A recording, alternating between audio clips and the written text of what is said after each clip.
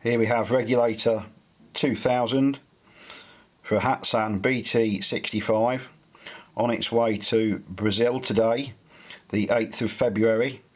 This Regulator 2000 was manufactured on the 6th of the 1st 2014, and hopefully it will provide the customer with many years good service.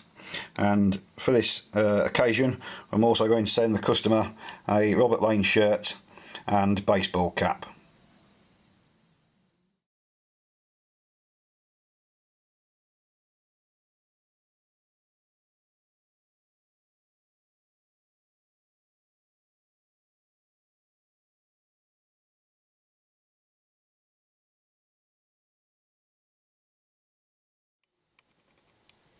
Not only is the first week in February proving momentous because we're exporting the 2000th regulator from the UK, but also in the same postage today will go a regulator for a 50 caliber air gun to the USA, and also in the same set of post will go this little teeny micro regulator who's requested this, a guy in India who's making a miniature copy of an air gun, which I think is about 2mm caliber.